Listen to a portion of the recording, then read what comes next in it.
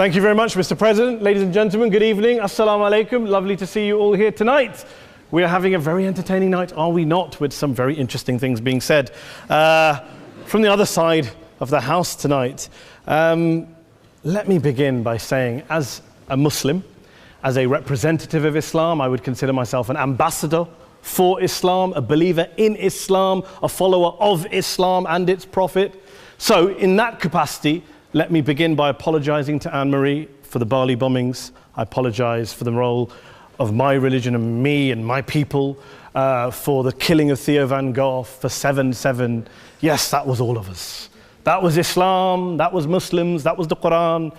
I mean, astonishing claims to make in the very first speech tonight, on a day like today, where the Conservative Prime Minister of the United Kingdom is having to come out and point out that these kind of views are anathema. And I believe you're trying to stand for the Labour Party to become an MP in Brighton.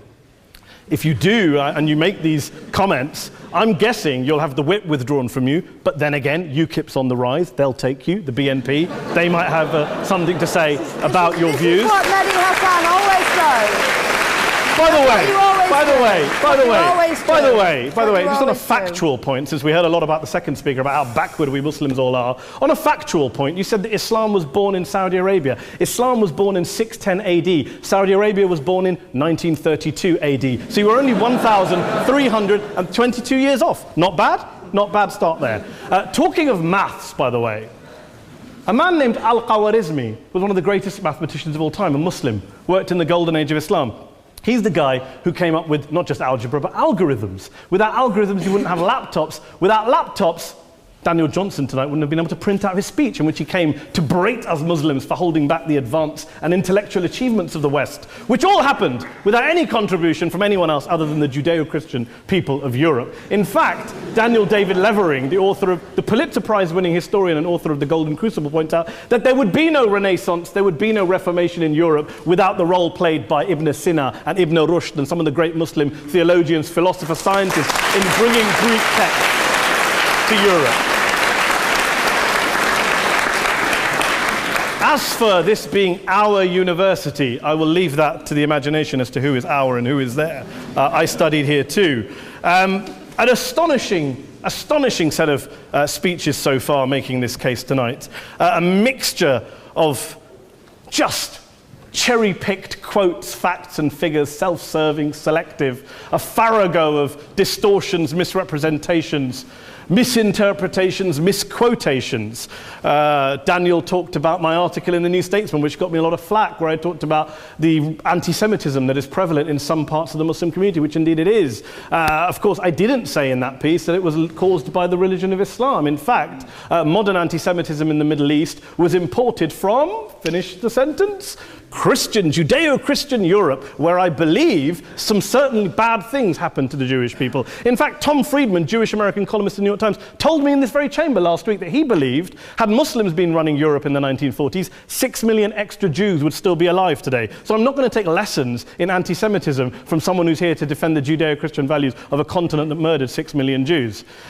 Moving swiftly on. Yes. Absolutely. Well, I'm about to make that point. No, I'm about to make that point. You're right. I agree with you 110%. That is my point. I don't think Europe is evil or bad. I'm a very proud European. I don't want to judge Europe on that basis, but if we're going to play this gutter game where we pull out the Bali bombing and we pull out examples of anti-Semitism in the Islamic community, then of course I'm going to come back and say, well, hold on. I mean, look, let's be very clear. Daniel here was a last-minute replacement for Douglas Murray, who had to pull out. And Douglas and I have a well-documented differences, but to be fair to Douglas, as to be fair to Anne-Marie and to Peter, atheists see all religions as evil, violent, threatening. What the problem I have with Daniel's speech is that Daniel comes here to run this robust defense of Christianity, forgetting that his fellow Christians, people who said they were acting in the name of Jesus, gave us the Crusades, the Spanish Inquisition, the anti-Jewish pogroms, European colonialism in Africa and Asia, the Lord's Resistance Army in Uganda, not to mention countless arson and bomb attacks on abortion clinics in the United States of America to this very day. I would like a little bit of humility from Daniel first before he begins lecturing other communities and other faiths on violence, terror, and intolerance. But, no thank you. Some water. But I would say this, to address the gentleman's very valid point here, I'm not going to play that game. I don't actually believe that Christianity is a religion of violence and hate because of what the LRA does in Uganda or what Crusaders did to Jews and Muslims in Jerusalem when they took back the city in the 12th or 13th or whatever century it was. I believe that Christianity, like Islam, like pretty much every mainstream religion, is based on love and compassion and faith. I do follow a religion in which 113 out of the 114 chapters of the Quran begins by introducing the God of Islam as a God of mercy and compassion. I would not have it any other way. I don't follow a religion which introduces my God to me as a God of war, as some kind of Greek God of wrath, as a God of hate and injustice. Not at all. As Adam pointed out, you go through the Quran and you see the mercy and the love and the justice. And yes, you have verses that refer to warfare and violence. Of course it does. This is not a motion about pacifism. I'm not here to argue that Islam is a pacifistic faith. It is not. Islam allows military action, violence in certain limited contexts. And yes, a minority of Muslims do take it out of that context. But is it religious? Well, we talked about Woolwich. Daniel and Anne-Marie have suggested that it's definitely religion that's behind all of this. Well, actually, what I find so amusing tonight is we're having a debate about Islam.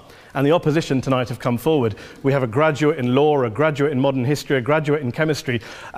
And, you know, I admire all of their intellects and their abilities, but we don't have anyone who's actually an expert on Islam, a scholar of Islam, a historian of Islam, a speaker of Arabic, even a terrorism expert or a security expert or a pollster, let alone to talk about what Muslims believe or think. Instead, we have people coming here, putting forward these views, putting forward these sweeping opinions. Listen to Professor Robert Pape of the University of Chicago, one of America's leading terrorism experts, who, unlike our esteemed opposition tonight, studied every single case of suicide terrorism between 1980 and 2005, 315 cases in total. And he concluded, and I quote, "There is little connection between suicide terrorism and Islamic fundamentalism or any of the world's religions. Rather, what nearly all suicide terrorist attacks have in common is a specific secular and strategic goal to compel modern democracies to withdraw military forces from territory that the terrorists consider to be their homeland."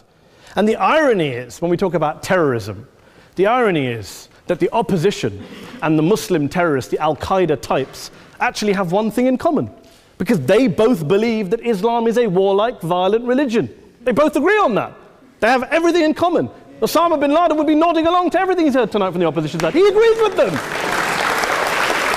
The problem is that mainstream Muslims don't. The majority of Muslims around the world don't. In fact, a gentleman here started quoting all sorts of polls. Gallup carried out the biggest poll of Muslims around the world, of 50,000 Muslims in 35 countries. 93% of Muslims rejected 9/11 and suicide attacks. And of the 7% who didn't, they all, when polled and focus grouped, cited political reasons for their support for violence, not religious reasons. And as for Islamic scholars and what they say, well, Daniel talks about our University of Oxford. We'll go down to Oxford Centre for Islamic Studies, get hold of a man named Sheikh Afifi Al-Akiti, who is a massively well-credentialed and well-respected Islamic scholar who has studied across the world, who in the days after 7/7 published a fatwa denouncing terrorism in the name of Islam, calling for the protection of all non-combatants at all times and describing suicide bombings as an innovation with no basis in Islamic law. Go and listen to Sheikh Tahir al-Qadri, one of Pakistan's most famous Islamic scholars, who published a 600-page fatwa condemning the killing of all innocents and all suicide bombings unconditionally without any ifs or buts. There's nothing new here. This is mainstream Islam, mainstream scholarship, which has said this for years. You don't go out and kill people willy-nilly in the high street or anywhere else on a bus or a mall based on verses of the Quran that you cherry-pick without any context, any understanding, any interpretation, or any commentary. Point of information. Please. Well, it doesn't happen apparently. I didn't say it doesn't happen at all. I never said it didn't happen. I don't blame Islam. Yes, it's a very good point. And a lot of us are campaigning against that. And we're campaigning against it in the name of Islam. We're campaigning against it in the name of various interpretations of Islam. Anne-Marie comes and scares us with her talk of Sharia law. I would like to see the book of Sharia law. It doesn't exist. People argue over what Sharia law is. And you empower the extremists by saying there is only one version. You empower them all. I don't believe you took any interruptions, Anne-Marie, so I think you should stay there for a moment. Several countries. Here's what we're dealing with. Here's what we're dealing with. We are dealing, I took your point. Here we are dealing with a 1400-year-old global religion followed by 1.6 billion people in every corner of the world, a quarter of humanity, of all backgrounds, cultures, ethnicities. And yet the opposition tonight wants to generalize, stereotype, smear in order to desperately win this debate. And here's my question, if we're going to generalize and smear. If, okay, people say yesterday's bombers, and we've got to be careful, there's a trial going on, were yesterday's attackers, motivated by Islam? Big debate. I don't believe they were. Let's say they were. Let's say Faisal Shahzad, the Times Square bomber, was motivated by Islam. Let's assume, for sake of argument, that Richard Reeves, the shoe bomber, was motivated by Islam. If Islam is responsible for these killings, if Islam is what is motivating these people, and Islam is therefore not a religion of peace, a religion of war, then ask yourself this question: why aren't the rest of us doing it? Why is it such a tiny minority of Muslims are interpreting their religion in the way that the opposition claim they are? Let's assume there are 16,000 suicide bombers in the world. There aren't. Let's assume there are for the sake of argument. That's 0.001% of the Muslim population globally. What about the other 99.99% of Muslims who the opposition tonight either ignore or smear? The reality is that the rest of us aren't blowing ourselves up tonight. The reality is that the opposition came here tonight not worried about the fact that me and Adam might pull open our jackets and blow ourselves up tonight because we're followers of a warlike warrior religion which wants to take over Europe and Daniel's university. The issue is this. The issue is this. Unless the opposition can tell us tonight, and Peter Atkins is here, one of our great atheist intellectuals, can tell us tonight, they can answer this question tonight: why don't the vast majority of Muslims around the world behave as violently and aggressively as a tiny minority of politically motivated extremists? Then they might as well give up and stop pretending they have anything relevant to say about Islam or Muslims as a whole. Ladies and gentlemen, let me just say this to you. Think about what the opposite of this motion is. If you vote no tonight, think about what you're saying the opposite motion is. That Islam isn't a religion of peace, it's a religion of war, of violence, of terror, of aggression. That the people who follow Islam, me, my wife, my retired parents, my 6-year-old child, that 1.8 million of your fellow British residents and citizens, that 1.6 billion people across the world, your fellow human beings, are all followers, promoters, believers in a religion of violence. Do you really think that? Do you really believe that to be the case? They say that in the Oxford Union, the most famous debate was in 1933 when Adolf Hitler looked out for the result of the King and Country motion, where they voted against fighting for King and Country, and Hitler was listening out for the result. Well, tonight, 80 years on, there are two groups of people around the world who I would argue are waiting for the result of tonight's vote. There are the millions of peaceful, non-violent, law-abiding Muslims both in the UK, Europe, Asia, Africa and beyond, who see Islam as the source of their identity, as a source of spiritual fulfillment, of hope, of solace. And there are the phobes, the haters, the bigots out there who want to push the clash of civilizations, who want to divide all of us into them and us and ours and their.